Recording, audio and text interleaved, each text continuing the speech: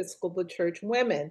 We are glad you are here today. We have a fantastic presentation scheduled today on how to be a prison volunteer.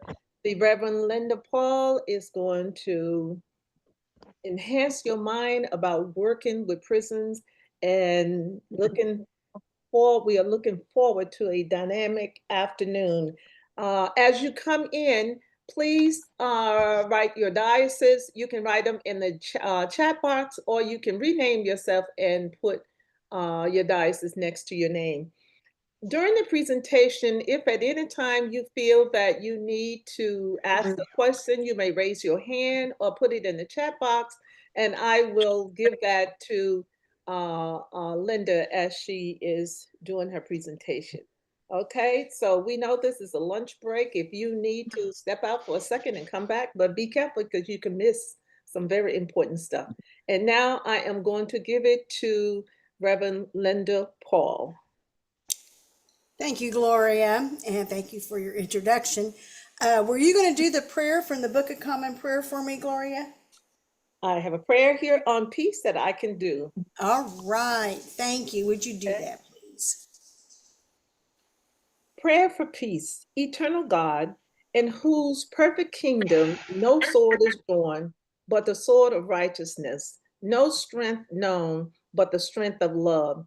So mightily spread abroad your spirit, that all peoples may be gathered under the banner of the Prince of Peace, as children of one Father, to whom be dominion and glory now and forever. And we are also asking your prayers for the devastated flood victims that were in Texas and around the world.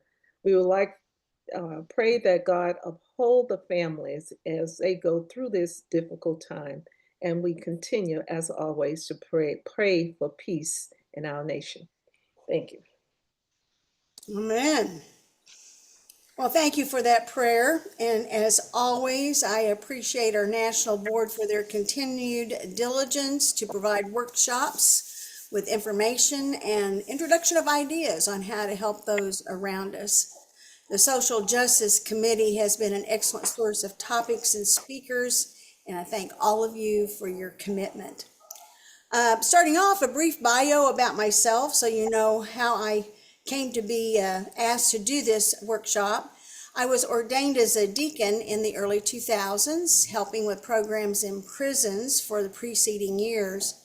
But I felt a call to a different kind of service to the men and women at the two units I started with. My mentor was the Reverend Susanna Methvin, who is with us today. She worked with me to establish groundwork for making teams. My ministry partner and I started serving in the two prisons, and we were called to serve a third prison in far southeast Oklahoma. Mm-hmm. For the first 5 years, we pretty much flew solo, and then we had the first team form, with the remaining 3 teams coming on board over the next 10 years. We worked every Wednesday night. I also volunteered for the Department of Corrections as an assistant chaplain and was working with the chaplain during the pandemic to bring services in once the prison opened. At one time, I was serving communion from the reserved sacrament every Friday at 10 a.m. and 2 p.m. as allowed by the warden. I was serving at Trinity Church in downtown Tulsa, as well as doing my professional work as a harpist. I have 4 children, 6 grandchildren, all in college or graduating, and I love to talk to others about the people I serve in prisons. I hope by the end of this hour, you will catch the passion to be Christ to others. We are called to that service in Matthew 25, 31 through 39. Also, I want to point out that I'm using PowerPoint so that you can see various things that are in my talk, but these are kind of the highlights. Helps me stay on track, and it also gives you things you can write down. And please do use the hand signals or the chat if you need to ask a question. Gloria is going to take care of monitoring that for us. So before we get too far into this, I want to clear up the difference between jail and prison and why they're not even interchangeable terms. Jails are located in a city or a county as a point of lockup that may last as short as 2 hours or as long as 24 months. The city or county funds the jail, and the police or the sheriff are the personnel. Most people in jail are waiting to see a judge or post bail. Once they have their due process, they may be sentenced to a state prison. State prisons are run by the legislature of that state with laws and funding from the state budget. So my presentation today is about prison, not jail. And there are many things about our jail systems that are also not good. Also, I want to note that in my 17 years in prisons, I have never had a problem. I feel safe wherever I'm allowed to go. But the history of incarceration starts in a very different place, so let's do a brief history. The first federal prison was built in 1804 in Maryland, and it was for traitors and deserters from the military. The standard sentence was 5 years. The federal system added 3 more prisons over the next 30 years until the Civil War. In 1885, after the Civil War, the federal system had sentences of up to 10 years. Once time was served, the inmate was released as a citizen. After the Civil War, westward expansion changed the system. Sheriffs became the standards in small towns, and their jails were holding tanks for those charged with federal crimes like cattle thieves or train robbers. TV shows like Gunsmoke, where Matt Dillon was a U.S. Marshal, and shows about the Texas Rangers were how we learned about this kind of law enforcement. Sometimes bounty hunters were allowed to move criminals, but mostly it was a U.S. Marshal. In the Texas law enforcement system, it was the Texas Rangers, and they served in that function until the early 20s, when J. Edgar Hoover established the FBI out of the reign of terror on the Osage Nation in the state of Oklahoma, with the Texas Rangers' help. Meanwhile, in the Deep South, by 1870, states wanted to have their own state prisons. State prisons were started as a way to corral alleged runaway slaves and later sharecroppers who owed money. It is where the term chain gang comes from. State prisons eventually became part of the judicial system of the United States as we divvied up the expense for housing inmates and making the state laws the primary focus.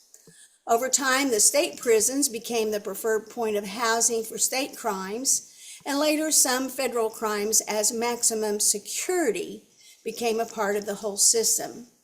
It was not controlled by Congress or the federal courts, and inmates had few or no rights, except as the state legislators passed the laws. In 1967 and 1969, landmark cases in the Supreme Court established the beginnings of federal oversight of state prisons. Up until this time, religious services were not mandated, and no programs were given to prisoners. The average prison sentence was now up to 15 years. Now, I'm using Oklahoma because we are the 49th worst system in the United States, or the 50th, depending on what happens in Louisiana or Mississippi. I'm sure your state does a better job, but at least I'm talking about the worst case scenario. Today in Oklahoma, we have 177 registered religious services, with many of those services being smaller independent churches with no state or national structure. At the prisons I serve, they have 77 different church services every month and over 125 different skill or education programs, and I'll cover those more later.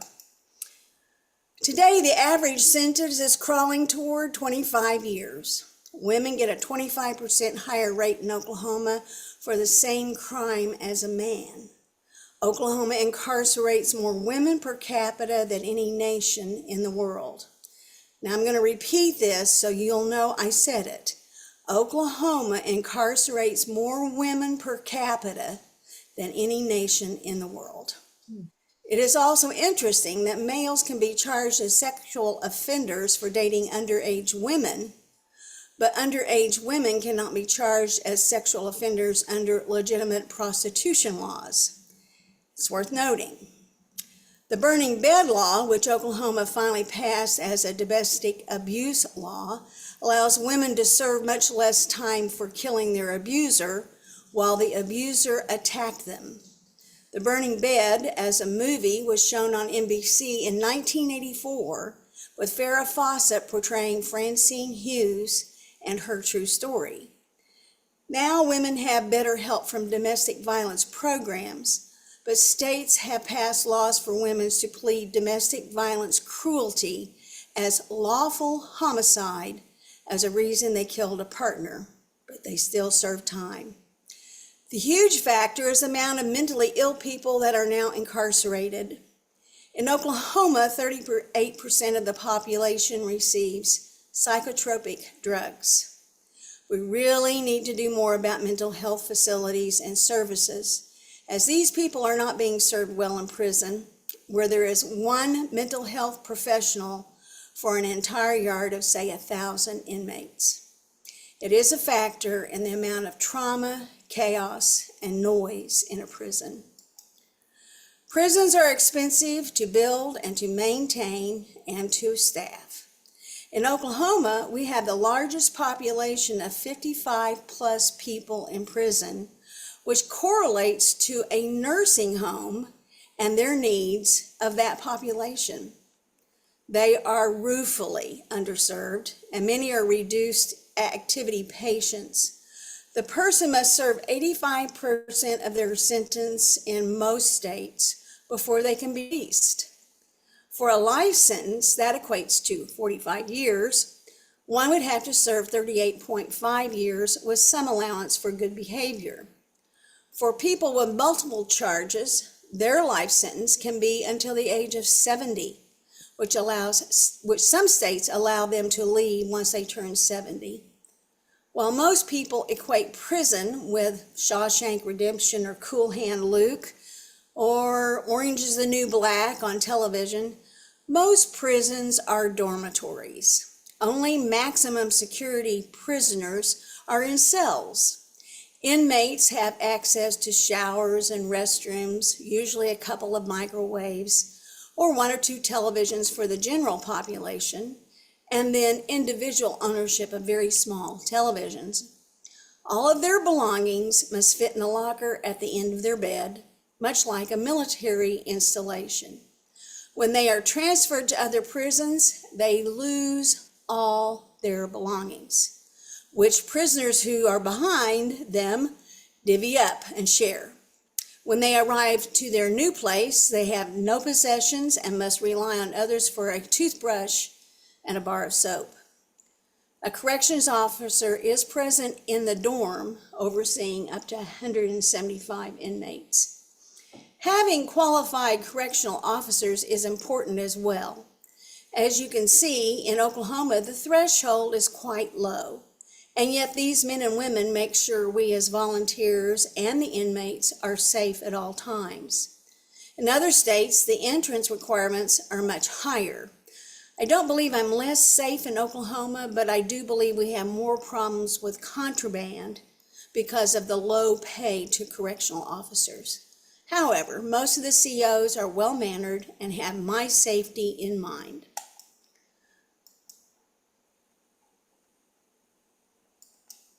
Okay, let's try this. There we go.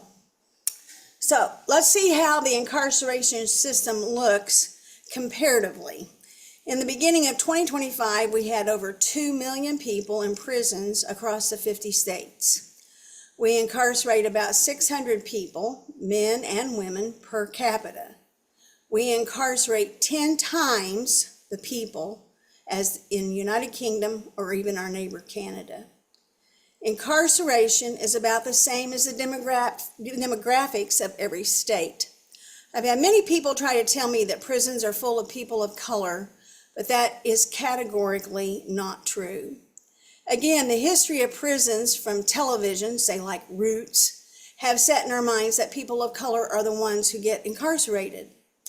In Oklahoma, for instance, 52%, and I don't know if you can see that little arrow, 52% of the prison population is white, while 69% of the general population is white. We do incarcerate a great many more black people per capita in all states, and in Oklahoma it is about 3 times as many as what is in the general population. In Oklahoma, over 60% of this demographic is from urban areas where crime rates are much higher in general. While most of the population in Oklahoma while 10% of the population in Oklahoma is Native American, only 4.9% are in prison.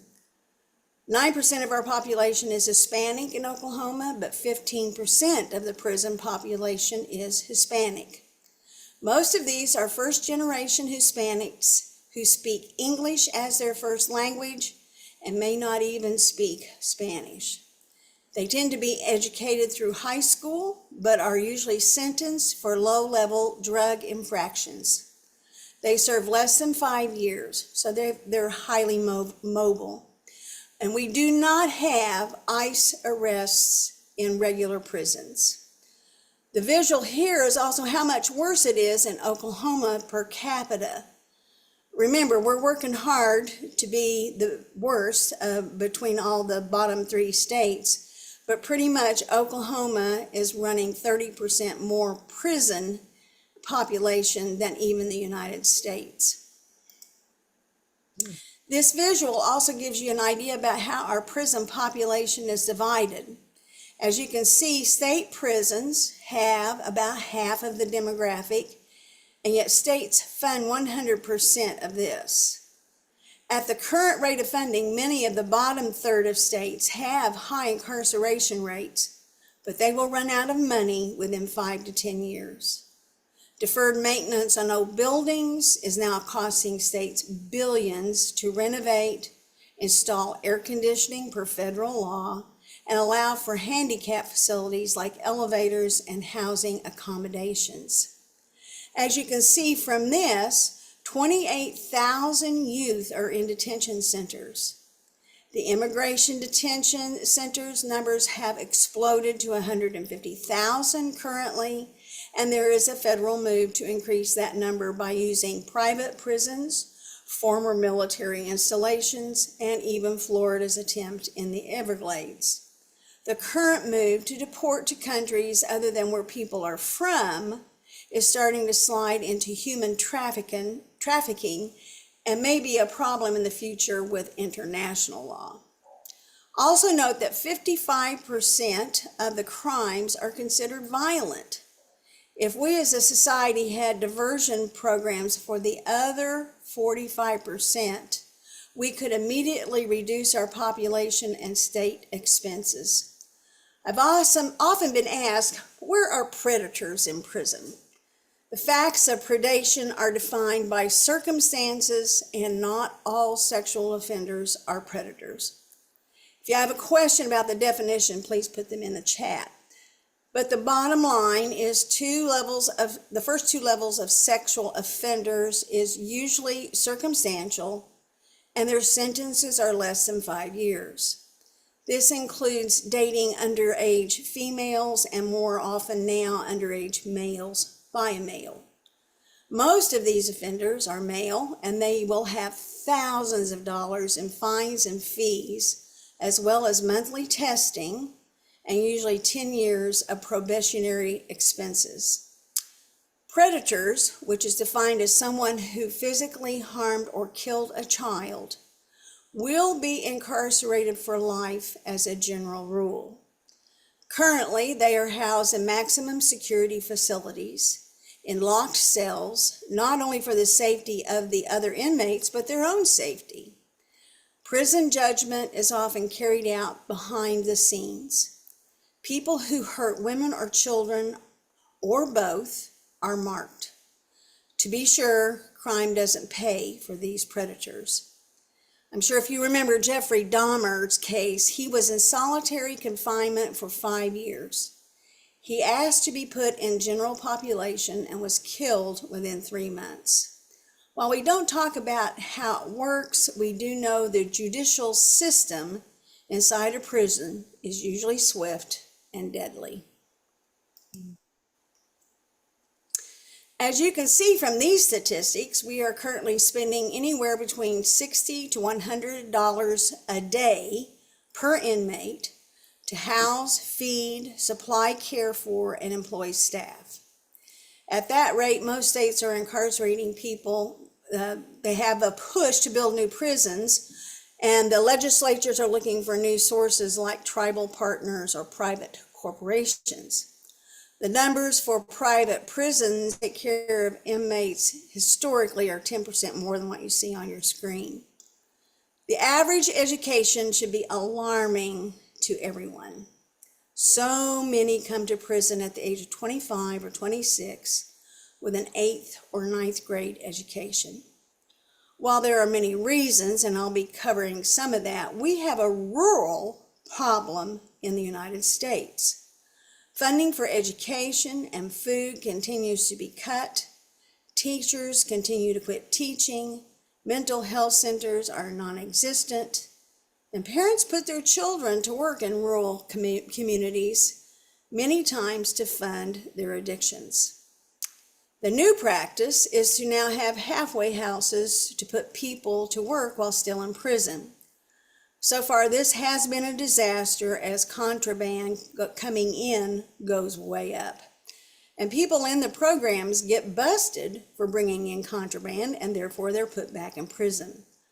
The halfway program at my prison went from 175 women to 25 women within 1 year.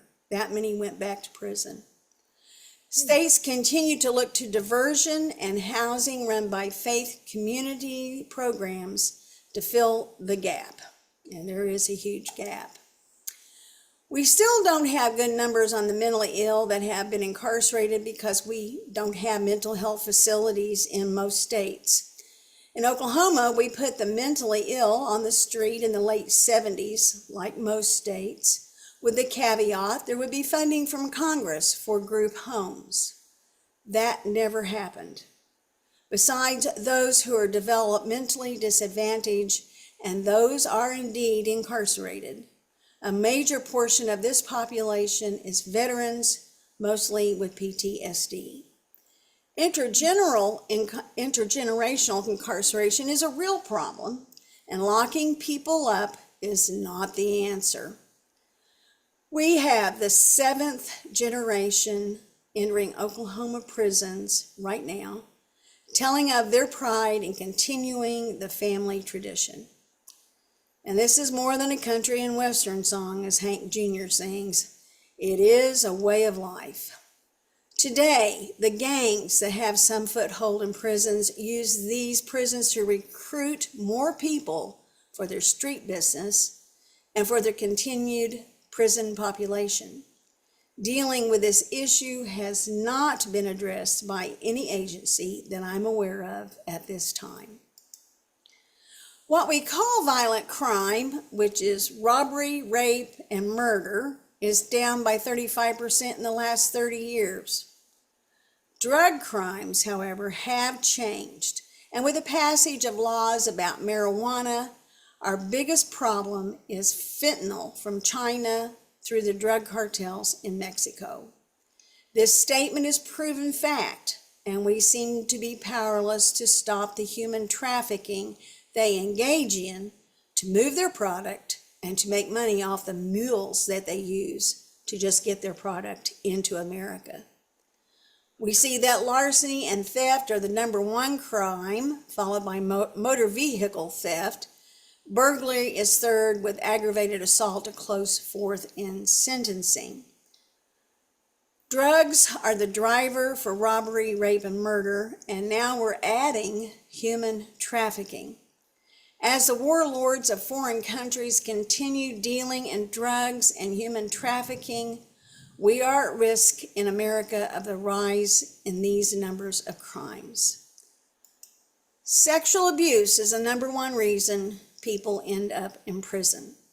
Abused people have traumas so deep from being abused at a young age They have no concept of why they are in pain or why they use addictions to end their pain.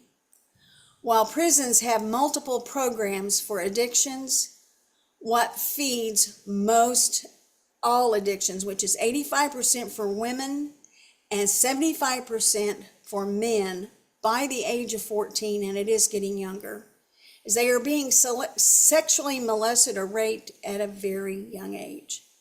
If we could stop this one heinous crime, it would reduce prison population and expense by half or more today alone. I teach the course at the women's prison on how to recover from sexual abuse. It's a faith-based program called Shelter from the Storm. I've seen and heard the devastation women have had in their lives, making them just as PTSD as an Afghanistani veteran. The pain causes intergenerational addictions, which fuels the predation by men against women. The course I teach is only for women, and yet we know that 75% of all men have been sexually abused by a man. To my knowledge, this is not being addressed by classes or by laws. And we need to begin conversations on why men are not treated with the same care and concern as women when it comes to predators. Think Catholic Church or pastors in general, hazing in sports, in colleges, and in locker rooms as the fuel for this kind of activity. We need to get serious about reporting this kind of abuse of children. And by the way, most predators are family members or people who have become part of the family. There is no stranger danger to young children. They already know their abuser. By the teenage years, it moves outside the family unit and into community spaces. That's a pretty daunting statistic. So now, I fire hosed you with all this information, so we want to stand up, stretch a little bit. We're 2/3 of the way through, so we just want to get our blood flowing again so that we can get going. Clap your hands. That's always a good way to get your blood flowing. I know that people didn't realize that that started because the king fell asleep. Anyway, you got to know where you were so you can see where to go forward. The things that we have done with our prison system has been ultimately caused because we think that we can control crime by locking people up, and we don't look at the reasons why people are being in a lockup situation. So I'm looking to see, is everybody stretching and moving? There we go. All right, let's start again because we have a test coming up. This slide shows the adverse childhood experiences pyramid, where early death is the outcome from the trauma people suffer in their lives. Now, I'm quite sure most of you do not have this background, but you know someone who does. The difference is as stark as it can be as we deal with those who are incarcerated, as they have so much trauma in their lives. And it's hard to peel that onion enough to make a dent in their life expectancy. The Zero Abuse Project is the leader in addressing ACEs for children and how adults can help. As you'll see, I have the Zero Abuse project.org over in the slide, so you can write that down. So the next slide is the first 5 questions of the 10 questions that help define adverse childhood experiences. These tests are used in schools around the nation, and now the prison systems have also started using them because they're a great identifier of where to put the best treatment practices, okay? So if you can get your pencil or a piece of paper and a tablet, whatever, and you're going to put down number one and yes or no, Y or N for each one of these, okay? All right.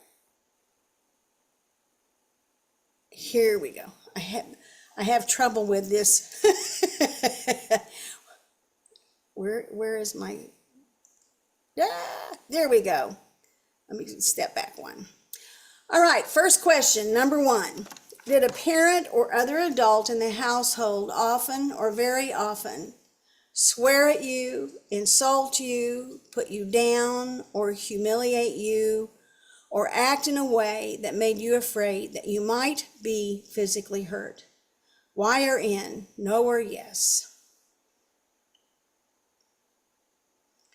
Number two, did a parent or other adult in the household often or very often push, grab, slap, or throw something at you, or ever hit you so hard that you had marks or you were injured?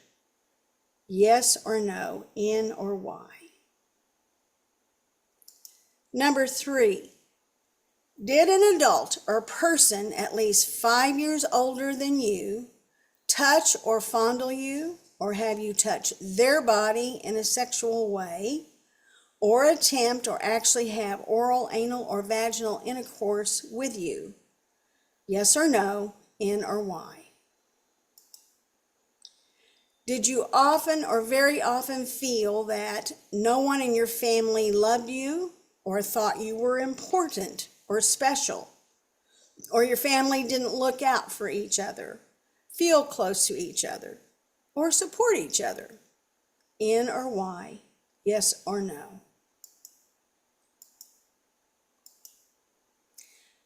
Did you very often feel like you didn't have enough to eat, you had to wear dirty clothes, that you had no one to protect you, or your parents were too drunk or high to take care of you or take you to the doctor if you needed it? N or Y, yes or no. Number six, were your parents ever separated or divorced? N or Y, yes or no. Number seven, was your mother or your stepmother often or very often pushed, grabbed, slapped, or had something thrown at her? Or sometimes, often or very often, kicked, beaten, hit with a fist, hit with something hard, or ever repeatedly hit over at least a few times or for a few minutes, or threatened with a gun or a knife? N or Y, yes or no. Number eight, did you live with anyone who was a problem drinker or an alcoholic or used street drugs? N or Y, yes or no. Number nine, was a household member depressed or mentally ill, or did a household member attempt suicide? No or yes, Y or N. And lastly, 10, did a household member go to prison? No or yes, Y or N.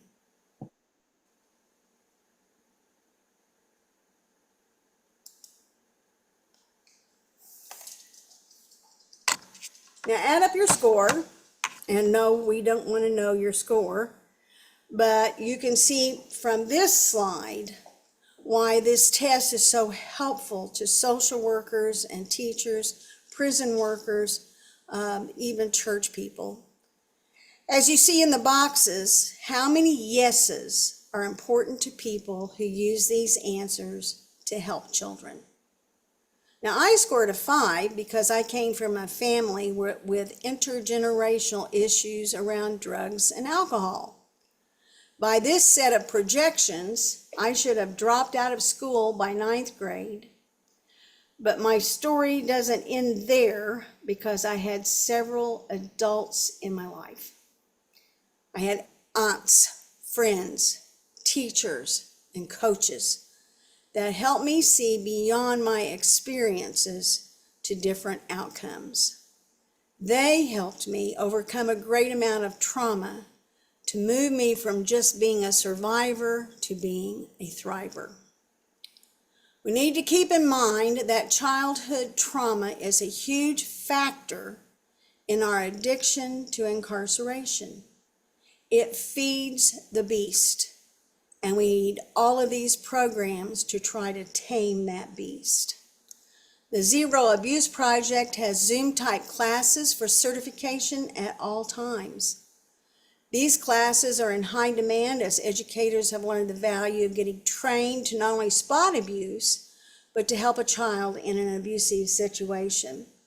I know I have taken the courses and I have become certified, and it is amazing to me how quickly you can spot abuse in other people and their children.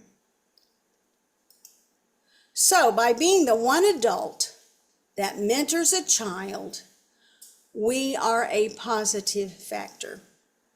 We are the positive adult support experience, which is a PACE, positive adult support experience. Being the one adult that listens, the one adult that helps, the one adult that can report suspected abuse is a one person that saves one other. We in the Episcopal Church have safe church practices and teach our people how to notice, how to regulate, how to be positive role models. It is a real change in our structure over the last couple of decades to center ourselves on trauma recognition on one hand, and on the other hand, helping to steer people away from situations where trauma can exist. Being a mentor can start with helping people get educated in prison. Most prisons these days have more programs than volunteers to teach the programs. While universities help with GED and college degrees, it takes others who have skills or teaching background to teach volunteer help.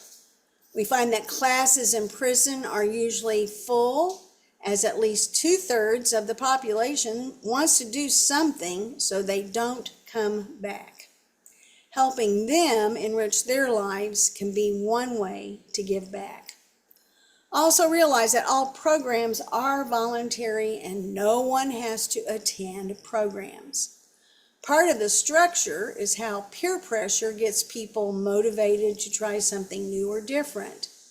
So to insist that judges should assign classes or that people should have classes before they leave is not feasible for many reasons. These are offered, and many are offered free of charge. The inmate has to want to change. What we see in prisons, that gang members are the only ones who don't attend programs or church services. Instead, they prefer laying on their bunks, watching television, or lifting weights or playing basketball on the outside court as their only activity. As I said earlier, church services are an important part of a prison chapel structure. The chaplain encourages faith-based services. The Episcopal Church has been a leader in providing our services to prison populations since that landmark Supreme Court decision in 1967. Many times, people come to Episcopal services because they find it comforting, soothing, and meditative. Our language from the Book of Common Prayer has a different impact on people who were either not raised in a faith tradition or raised in a tradition that no longer means something to them. We need to continue providing Episcopal-led services, using lay people, using deacons and priests as our volunteers. I will tell you, evening prayer is just as powerful as the baptismal liturgy. Last year, our services at 2 prison yards had over 65 baptisms. My favorite moment is after the baptism when the priest puts their thumb in oil stock and draws a cross on the forehead, saying, "You are marked as Christ's own forever." The women cry, and their friends start applauding. For these people who have been disenfranchised for so long, this one act is deeply moving. They have waited until they are 25 or 30 to even be baptized. I get chills just talking about it. Calling the prison and asking for the chapel or the chaplain will be the best way to get an appointment to start doing services. Being a faith mentor is indeed a calling. It's not for everyone, but everyone can take a turn being present for these moments, and they will never take it for granted. The inmates love your presence.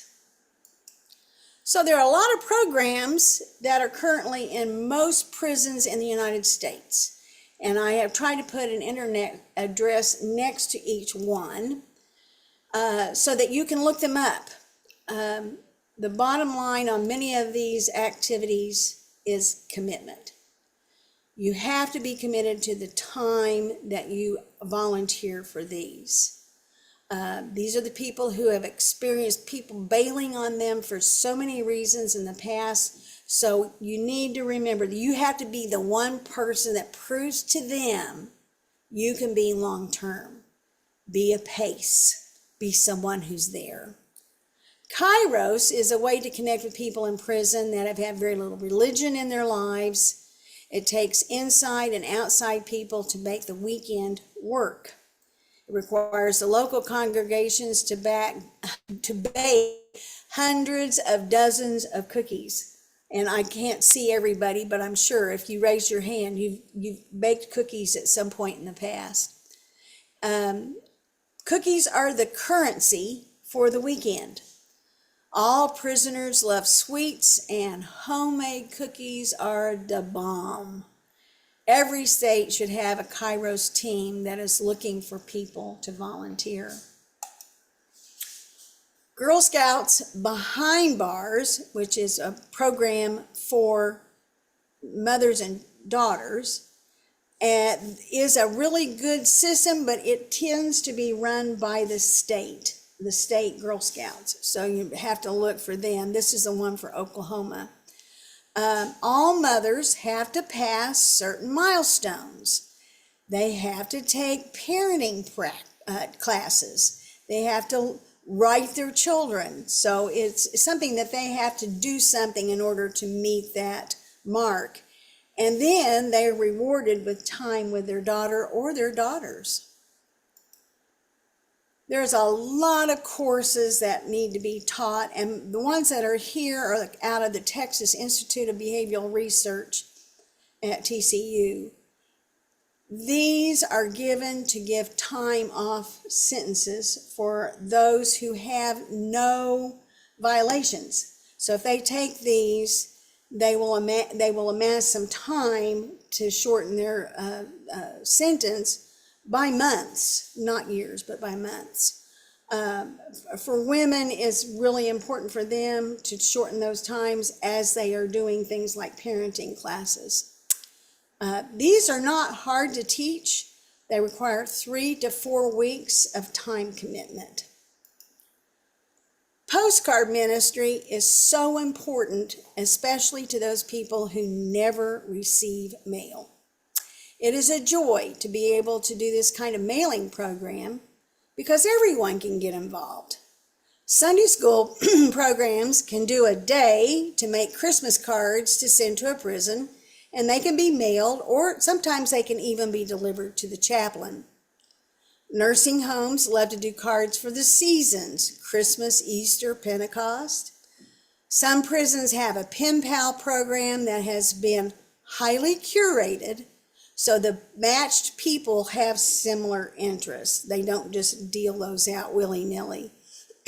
Remember, all mail is read by COs, so it must remain friendly and not be suggestive. AA, or Celebrate Recovery, programs always need volunteers. If you've ever done AA or Al-Anon, even Celebrate Recovery, you know that you've got to have someone who's there for the long haul. Play Day is one of my favorites because I've got to do it several times. It's always in a women's prison. Men's prisons don't do well with this because, as one guy told me, I don't want baby mama 1 next to baby mama 2. So yeah, I see some heads shaking. Yeah, we understand that. And so that's a little bit of a problem. But for women, it's a great deal. Besides lots of pizza and soda and candy, the children get to spend the day on the yard, in the playground with their mothers, weather permitting, and then they have indoor games. They get to be with their mother. They get to sit in their lap. They get to be held. These usually occur during fall and spring break. Just call the chapel, ask for the chaplain, go get an appointment to go see them so you can become a volunteer. And remember, every time you are a volunteer, you have to do a background check. So just remember that. Background checks are very important. Messages Project is one of my favorites. Women have to qualify to do this one with parenting classes as well. And then that ministry brings books for mothers to select from, and then they read and they film it and put it on a DVD. Then that DVD is sent with the book to the child. If the mother has several children, she can pick one for every child. My favorite story from Messages Project is the small 4-year-old child that got a DVD and a book. Child couldn't read yet, but that child could stick the DVD in the player and watch mom. The child slept with the DVD and the book under the pillow for the next year until the child received the next DVD and book. The child told the grandmother, "I can feel mommy through my pillow." What a great ministry. Poetic Justice is where we help budding writers and poets connect with the written word. Scholarships have been made available through Poetic Justice for people to continue their college programs.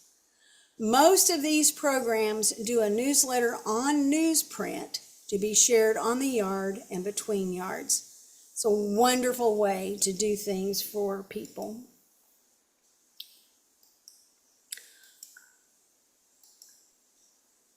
Go back one. So another thing you can do is do a Labor Day griller. Most prisons allow for smokers and grills on the parking lot, and the meats get in through a side gate. The rest of the meal is on picnic tables or school tables that get pretty centerpieces or paper tablecloths. Everyone at that church can volunteer to come for one day a year to cook and do a side dish and grill hot dogs and burgers for a very appreciative crowd. Now, the women's prison where I work has 1,000 women, so you have to bring 1,000 hot dogs and burgers. They get one or the other. But you have to have enough potato salad or coleslaw or baked beans to go around. The chaplain usually knows what is required for these. A lot of churches like to do these kinds of meals that they can supply for the people and just have everybody from church come and they all get a background check and then they get to participate with the men or the women that day. The men's prison where I also work is about 1,400 men. So you really have to kind of work with the warden, know what to do. One thing that I did was a Passover meal one year. That was very helpful to have volunteers for that. Another thing is New Hope. It's a program that was developed to give children who have at least one family member in prison a way to be in community with other children who have the same experience. As you can imagine, having friends that speak your language is important. Things like saying CO or abbreviations about years. My mom's got 5. Or even, yeah, she's in for A and B, assault and battery, are things that aren't talked about in most places. But having a community where the kids can speak their language or voice their fears or talk about visitations or play days is a huge factor of hope for them. The New Hope Oklahoma group has annual summer camps, mentoring for kids after school during the school year, help with scholarship applications, and much love to go around for the caretakers as well. The statistics show one adult can change the course of intergenerational incarceration, and New Hope shows an 85% success rate in getting teens into colleges and skill programs and staying out of jails and prisons. It's very important. Church services. Wow. It doesn't, I can't say enough that church services are important, but they are. But also classes like Bible study. It'd be wonderful if we could get people to do that as well. We had a deacon that went in and did Bible studies at a men's prison. And they ate it up. They loved it because they don't always get what we deliver. Choirs, plays, performances. It's so important that you bring in things from your local area, your local theater group, your church choir, your local choir, just performers in general. One year I took my women's chorus in for a Christmas concert, and the next year for the spring concert. We had 180 women attend, and they were all applauding and singing along. It was inspiring. They had a great time. So, beyond that, diversion and housing programs. As you can see, there are a lot of diversion programs. Most of them are coming through drug court.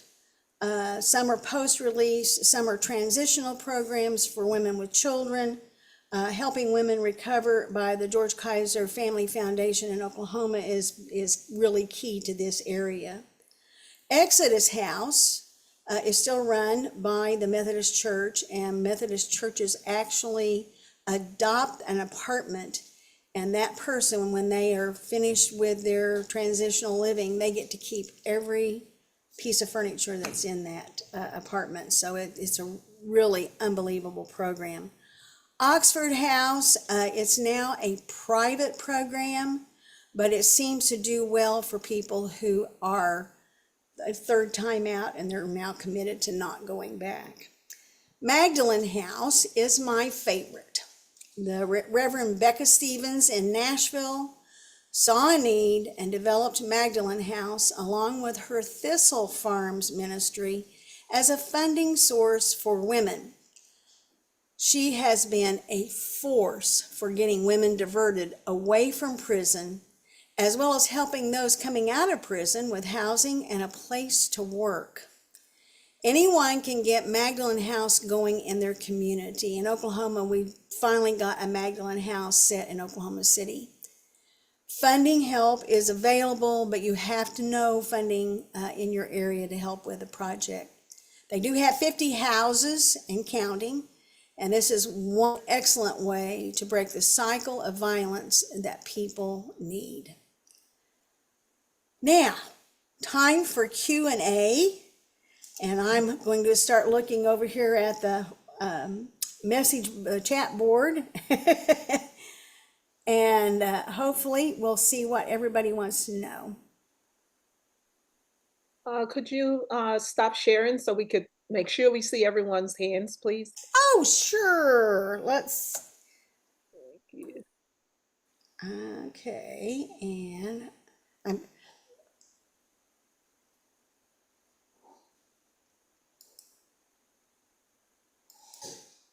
okay, and once again, I'm trying to do something that I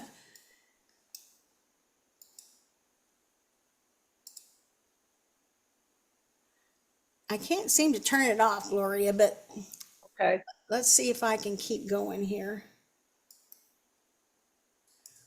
What have you got going so far?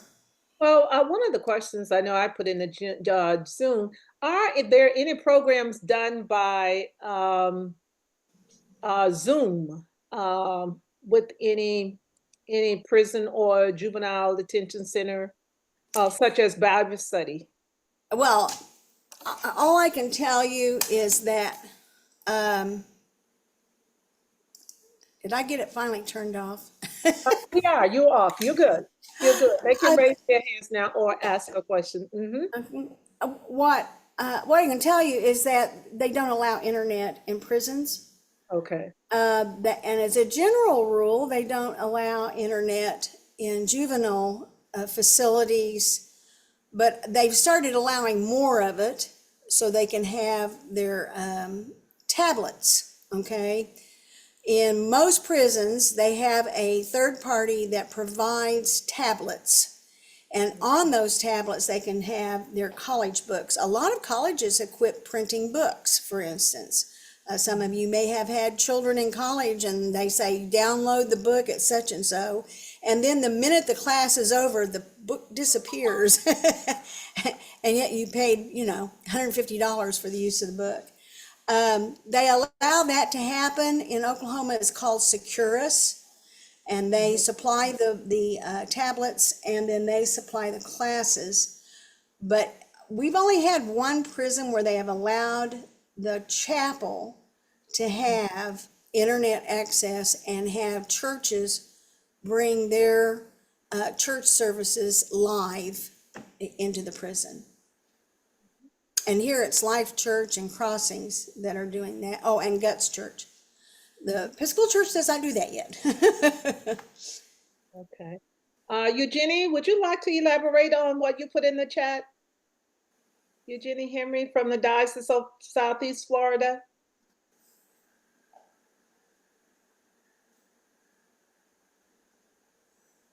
She's not saying anything. She said she has been blessed to have served for many years in the Homestead Correction Center as one of the Kairos of volunteers. Yes, hi. I'm sorry. Good Hi. morning, everyone. Okay. Yes, hi. Yes, I have served for many, many years in the prison, in person, in the Homestead Correctional Institute. I have not been back since the pandemic, but I am in touch with the ladies that they finally started going back in. So prayerfully, when I get some time, I will be able to go back and serve again. But I served as a rector as well in the Kairos ministry, and it's a blessing to see the changes in those women. Um, Well, and the men ladies, too. I typically never served in the men's prison. It was more I served in the ladies' prison, not the men. I have been to a couple of the men prisons as when we go to just sing for the weekend, the closing, but not serving. They stopped us from serving in the men's prison. So we typically only serve in the women. We don't serve in both. So I just go really typically to the women.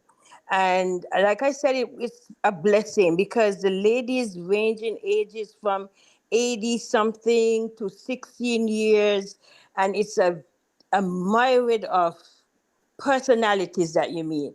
And you see these ladies around that table and you see the change from day one to Sunday at the end of that program. And it's so amazing to see the difference in their lives, to see them happy. because some women have never experienced love, and they see that from us unconditionally because we don't ask them why they're there, we don't judge them for why they're there, and so that enables them to open up and be free for the first time sometimes in their lives. So it's really a blessing to serve in that capacity, and I have been blessed over the years doing that. Thank you. Thank you for sharing. And then anyone else like to share? Are there questions? Or stories you want to share? Yes, Mary, Yeah, Mary. Mary Rivera. Yes. Um, Before I came to Pennsylvania and Illinois, every year the federal penitentiary at Marion, Illinois, had a powwow for the indigenous Mhm. inmates, and I was invited to the powwow several years, and it was always such a blessing to go. And I found it sad that they only had one per year, but I guess they were fortunate to be able to hold one. But they had the best drummers and the best fancy dancers to come in, Mm, and they would serve indigenous food. mhm. Fry bread is still the number one way to go, right? Fry bread is not a native food. I It's know, but they still credited use to it. it, but yes, Uh, everybody eats fry bread at a powwow, but yeah, we have sweat lodge at the one prison that I serve at, and that's monthly. And oh, then they really? allow them to do the annual powwow. But they also have revivals. So people can bring in a revival and have like 3 nights in a row where they do a revival, religious revival. We have, I think, probably every known religion. The only one we don't have is, and y'all are going to laugh, we don't have the flying spaghetti monster religion in. That's out of California. They call themselves Pastafarians. That's one we don't have, but any of the others we do have in Oklahoma. And I'm sure there's a lot of them in every state. The Muslim community is growing. And I have to say that the ACE test that we use for individuals who had been incarcerated, when I taught in the juvenile detention center, Mhm. we did have that. And I was amazed to find that a lot of the young people in there were in there, as the student said to me, Miss, I'm in here because I get a breakfast every morning. I get a chance to take a shower. I have lunch in the afternoon. He said, I get a chance to read Mhm. and I have a bed to sleep on, which in Right. my house, I don't have that. It's chaotic. And I said to the student, I asked, well, how did you manage to get in here again? He said, well, I was out on the street about 3 o'clock in the morning. I saw a lady on the telephone booth, and I knew that all I needed to do was walk up and say to her, I'm going to rob you. He said, and I didn't have Yeah. anything. But he did. She screamed and ran. Police picked him up, and there he was. So it was rewarding to me to be able to come and teach them, and they were very well. Well, they of course they were very attentive, but Mike, I left there with a concern about what's going to happen when they get back out there in society again. Yeah, we seem to have that problem with our juveniles overall, in that when they age out of foster care, they're just dumped on the street. And so we need transitional housing for foster care people. We need transitional housing for kids. I say kids. They can be in youth detention programs until age 21. Mhm. So we need help with teaching how to manage money. That's huge for the prison population, learning how to manage money. Getting a GED is also extremely important for a lot of these kids. I love what you said, Gloria. They live in chaos. Mhm. And so, as we finally say in the prison system, 3 hots and a cot.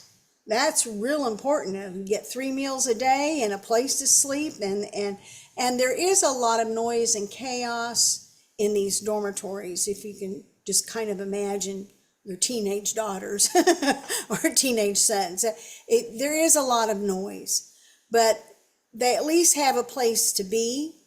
The problem we have is that we have institutionalized so many people, they can never leave prison. I've had one person who came back who was in Episcopal Services. And by the way, Episcopal Services, other than the one person, 100% never came back to prison in 17 years. So I think that's a pretty good record. But the one person who did come back came back because he had nowhere to be, just like you were saying, Gloria. It's a place where they can come and get 3 hots and a bed. We've got to get a handle on how we institutionalize people as well. A question is in the chat. What tools are you using to heal from high ACE score? And I can only say from my experience, we had to have a lot of uh, um, social workers, social resources from the community, Right. and gear individuals where to go when they needed help. And this is when I was teaching in New Haven, Connecticut, Mm, and tell students, those who are out from their home, where to go. There are several places in New Haven that they could go when they needed help, if they needed food, or where they could get clothing from. So trying to be an outreach to the community was a big push during that time. absolutely. That's why Camp New Hope, I mean, what used to be called Camp New Hope, Oklahoma, which was featured on ABC like 7 years ago as one of the newest helpful things for kids who have a parent who's incarcerated. New Hope really follows that child from the time they enter that system until they graduate from high school and are into either some sort of skill training or college.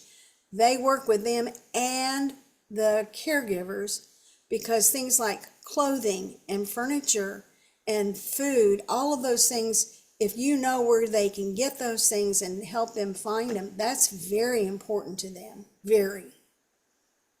You've got to have a lot of people in the community who can do that.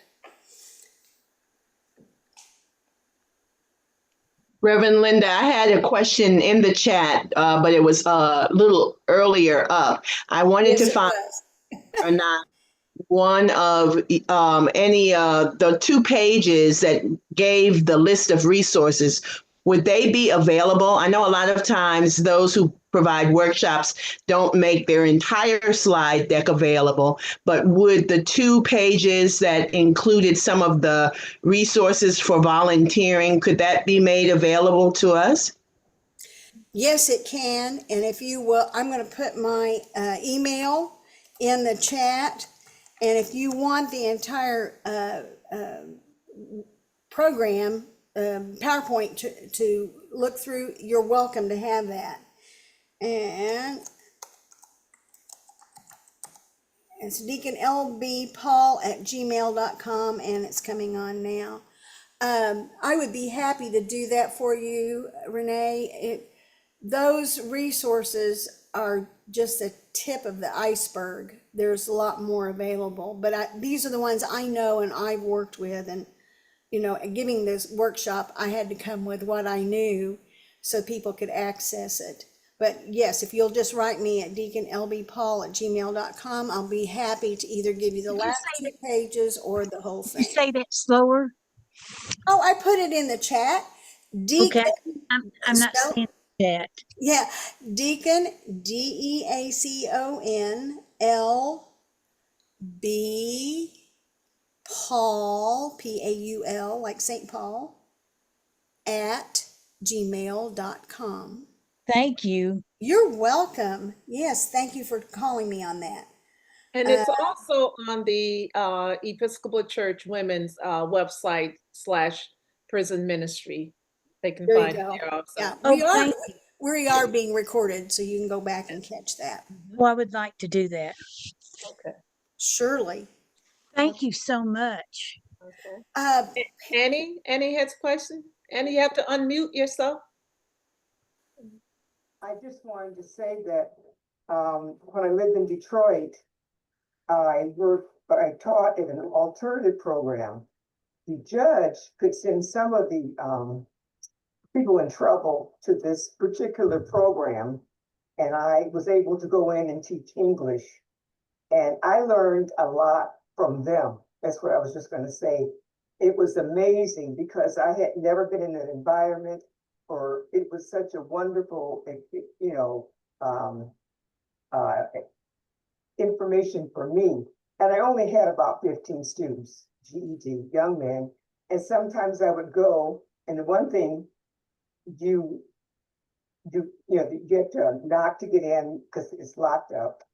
And I would go in, and some of my students would be sitting in the hall, and if they did something, so they couldn't take a class that particular day, but they were very strict. And I was very impressed. They taught them how to, they had to like clean the kitchen with and scrub and all those things. But all I wanted to say is that was an experience where I learned a lot from them. And I think I was supposed to be there, the teacher, and I learned a lot from me. But sometimes when you go in, and when I lived in North Carolina, we had Rebecca Stevens as our keynote speaker. oh, yeah. She did bring about 3 or 4 of the women from the fiscal farm, and they were awesome. They told about their lives, and So it was just wonderful. But all I can say is, if you go into the situations thinking that you know it all or whatever, you can learn so much from the people who are there. And so do that. I just want to share that. Yeah. All I right, want Ms. to get to Grubb. Barry's We have another question question. from Barry Grubb. Yeah, I want to get to Barry's question, and then I want to get Pamela up as well. Um, Barry, the Zero Abuse Project is out of St. Paul, Minneapolis area. They have regularly scheduled Zoom classes. So you can get on Zoom and take the class, and then they will send you by email your certification, which if you need that to file with your organization, you can do that. I found that they do a super job also on follow-up. So once you've taken the first course, they will continue to let you know about the next courses. And a lot of them aren't very expensive. I can't hear you, Barry. Barry, you're muted. You have to unmute yourself. It's just speaking. Yeah, got to get your speaker going. Keeps there we go. I'm sorry. Ah, yay. Okay, thank you so much, and thank you for everything that you've done. I'm so glad I got to participate in this. I wanted to say that in 2016 I went to Mabel Bassett twice. It was to interview women for a paper that I was doing. I was a brand new graduate student, and I went 2 different weeks, and when I came back the second week, I interviewed 7 women. I had a note given to me, and it was from a woman named Lenore Scott. And she had, in her note, it said, if you want to know anything more, if you want to know more about the prison system, let me know. She has, at that time, she had been in prison for 35 years. She's serving 2 life sentences and without parole. And she went into prison like at 18. And anyway, it just seems like there ought to be a way to help her. She and her boyfriend went to try to get money from his old landlord, and she didn't give it to him, and they killed her with an iron. Oh, dear. But anyway, and then they robbed a place next day. But to me, that doesn't warrant spending the rest of your life in prison when it's been another 10 years since then. So she's been in prison 45 years. She's 62 or 63. And anyway, I've contacted the ACLU. Anyway, it's unfortunate that she's not going to get a break. Well, we're addicted to incarceration. Somehow we got the idea, and I know where, I'm not going to say because then we get into politics, but we've been sold that if we just lock them up and throw away the key, 3 times is the max, then we will cure our crime problem. And yet we haven't cured any crime. What we have is people who have been so traumatized in their young lives that have turned to drugs and alcohol to hide their pain, that they do things they shouldn't do, but at that moment in time, they don't think about it. I always love it when someone says, well, they should have thought about that when they held that gun up and they tried to rob that person. It's like, I don't think it was in their mind at that time to say, I could get life in prison for this. Yeah. They're called crimes of passion for a reason. The white collar crimes, like cheating on your taxes or withholding information or taking money from your company, those are different. And by the way, those are federal crimes, and you go to federal prison for those. But state crimes mostly are murder, and people don't think about it. It's just at that moment they're upset, they're high, they're worried. Right. Yeah, and it just Right. doesn't matter. It's sad. Right. And I also found out too that a lot of women go to prison because it's behind a man. Has to do with their boyfriend. Oh, absolutely. So yeah. And they Anyway. draw the full sentence where the man gets half the sentence. Right. Right. It's terrible how judges treat women. And every woman I've talked to has said, well, the judge looked at me and said, well, you should have known better, so you get the full sentence. You should have known better. Like the guy's got a gun to her head saying, if you don't let me rape our daughter, and this happens a lot, if you don't let me rape our daughter, I'll kill you. Well, what is a woman to do at that point? Yeah. Sharon Sharp, who was over the, I believe it had to do with a social department over at OU when she was, she did a documentary called Sweethearts of the Rodeo. And she said that when she was interviewing, she spoke with one of the wardens in the prison, and she was brand new to Oklahoma. And he said, we have bad women in Oklahoma. And I think that's part of the consciousness of Oklahoma, is that women in Oklahoma are bad. Well, and poor people are bad. That pretty much fuels a lot of what is in prison, because there are a lot of people going to prison because of poverty. Yes. Which is another reason we need to start getting really serious between the trauma of sexual abuse and the trauma of poverty. Those contribute more to people in prison than any other thing. Yeah. If they're poor, if they don't know where their next meal's coming from, and a lot of women get locked up for prostitution because they were out trying to make money to feed their children. And I actually heard a district attorney say, well, write a hot check. Yeah, Annie. Oh, just write a hot check. And I'm thinking, yeah, and we know what you do with women who write hot checks. They end up in prison. And Annie, I do want to say something in response to what you said, and then there's somebody else here that got our address. We tend to think that we're bringing Jesus into the prisons. Jesus is already there, okay? And when we adopt the mindset that we're bringing something to them, we are as bad as can be. We're as bad as the judge that put him there, the officer that got him on the street. They have Jesus. The prison program is set up so that Jesus is always available to them. When we finally get them in one of our classes, they may not know a lot about Jesus, and that's our job, is to teach them what we know. But for the most part, I've heard women say, well, I ran away from Jesus and then I got here and then I found Jesus. Well, yeah, Jesus walked in the door with you. You got to understand, Jesus doesn't leave you.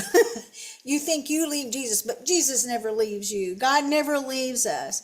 But they come from the kind of religion where they're taught, a lot of them, not all of them, but a lot of them are taught that they are so sinful, God won't have anything to do with them. I've actually heard preachers in prison say, you are worthless to God. You need to be on your knees down here at this altar every single time and apologize to God for what you did, but you will never get into heaven. I've heard that said, and I'm thinking, no wonder they flock to Episcopal services because we have a different language, okay? I'm assuming everybody here is Episcopal. We have a different language. First of all, our language is based in love and compassion, and we have services where they are allowed to be quiet. When you live on a yard it's like 72 decibels day in, day out, and you walk into a chapel where you have like 10 decibels, it makes a huge difference because you can think. You cannot think with all that noise. So in response to Annie, yeah, we err if we think we're taking something into prison because they teach us. They really do. Thank you so much. Well, Thank you yeah. so much. Big federal government layoffs could end up forcing many people into poverty. Well, this is true. We know this is happening. It's a matter of how they end up in the system. People who have intergenerational poverty, in other words, they come from families where their grandfather and their great grandfather were poor and they are poor, and there's never been, nobody ever went to college, nobody ever owned their own business. I mean, we're talking really bad poverty. Those people have a higher risk of ending up in prison. So yes, poverty programs are huge, and I think we're going to get an influx. And if so, that is really sad because in Oklahoma, we have 28,000 people in prison. That affects 79,000 children. Oklahoma has 4 million people. 1 in 8 in Oklahoma have felony records. Let me repeat that. We have 4 million people. 1 in 8 have felony records. Try getting a job with a felony record. Can't be done. Oh yeah.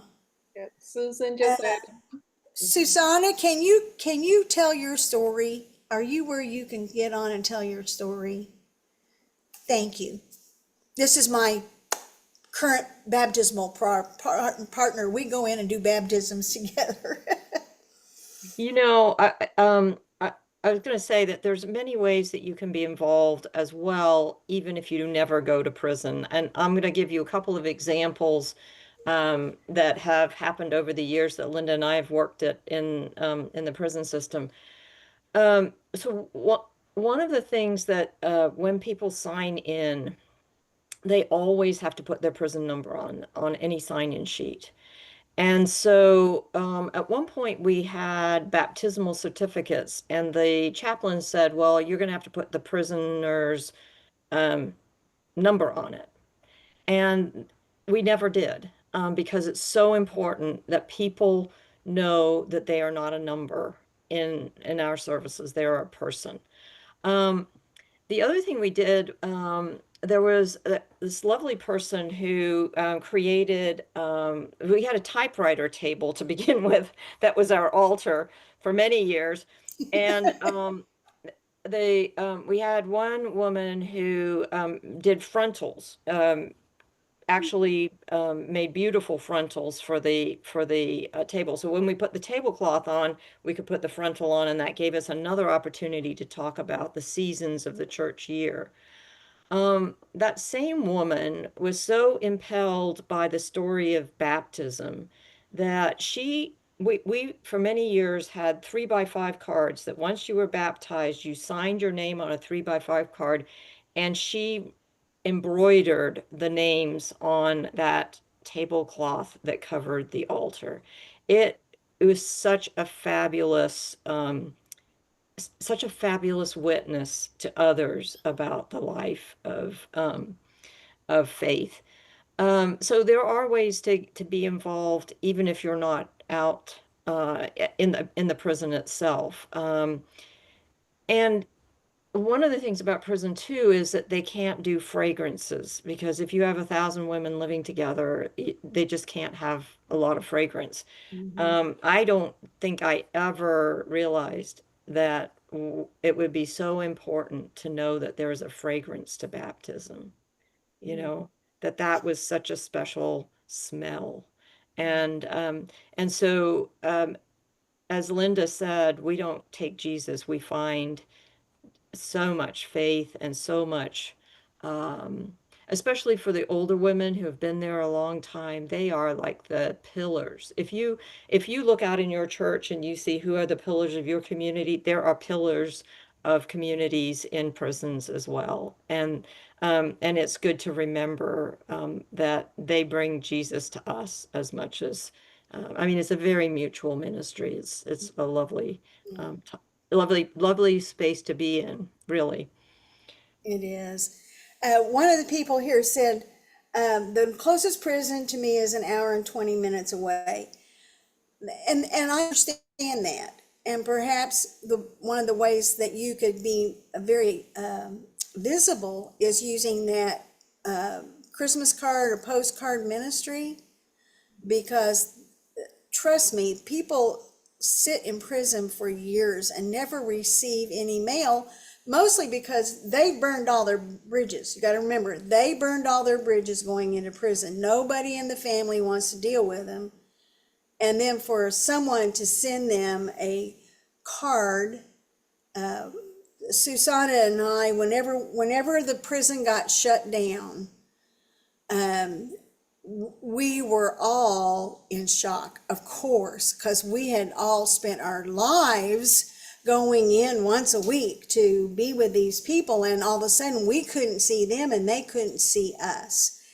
And I talked to Susanna, and between us, we said, well, we have all these teams. If everybody took 1 month, sent in a card for that month, for that season, we would be able to flood them with mail. And we took our attendance records. Yes, we keep attendance in prison, but attendance records, and that's what our mailing list was. And for a long time, we had 150 people that had been regulars at Episcopal Services that got a monthly postcard with a Christian message on it. And in fact, the one chaplain at the men's prison hand delivered them. We sent them all to him, and he hand delivered them to everybody because he wanted to see them. There's just a lot of things that you can do that doesn't require that you be in prison. Who does Kairos? Who was somebody who was doing Kairos? I was trying to see on the. I think that was Eugenie. In the past, she did. I don't think she does it now. Oh, okay. Well, Kairos is an exceptionally great program because it helps the church connect with people on a 3-day. Usually it's Friday, Saturday, and Sunday, and then we usually have it so people can come in on Sunday to the chapel as a one-time event, so they don't have to do background checks, but it get people in for the reunion. But we have that time available. A lot of the women who go through that, and a lot of the men, now we actually do it in the men's prisons where they're in cells. So we actually have cells built in a room where they can sit in their cells and receive the cookies and receive the training. We work very hard with them because many of them have zero background in religion. Okay. So things like Bible stories are huge. Okay. I know that when I'm preaching, and Susanna has said the same thing, we got to where we think ahead, because if the Old Testament reading is about King David, they don't know who King David is or how he got to be king. While to us, we've been bathed in that for so long that we assume everybody else knows it. They don't. So you kind of have to use it as preaching and teaching. But it's really great if you can find one thing that fits with your schedule. Everybody in prison will appreciate it. I promise. Gloria, I'm so sorry. I couldn't get on. I heard you asking.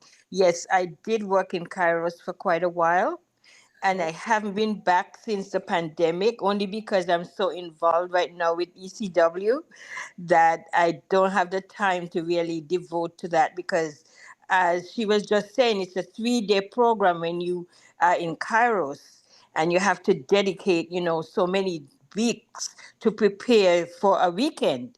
So I really don't have the time right now. I've been called, but I don't have the time. But I am still in touch with my sisters that's going in, and praying for them as they continue with that program. They just really opened up again after the pandemic, Yes. because they were really closed for quite a while. And so no one could get in. The men had been very vigilant. They have been going in, but the ladies were not so privileged. So they just started back with the institute down in Homestead.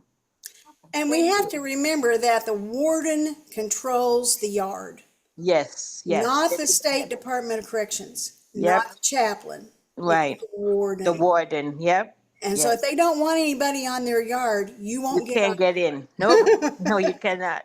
Okay. That's good. There is another one here about the Safer Foundation. Pamela, are you still with us? She's out of the Diocese of Chicago. The Illinois has the Safer Foundation as a resource for people exiting jail and prison. So I'd like to know more about that. It's kind of interesting to me that other states have seen that there is a problem and they're trying to address it.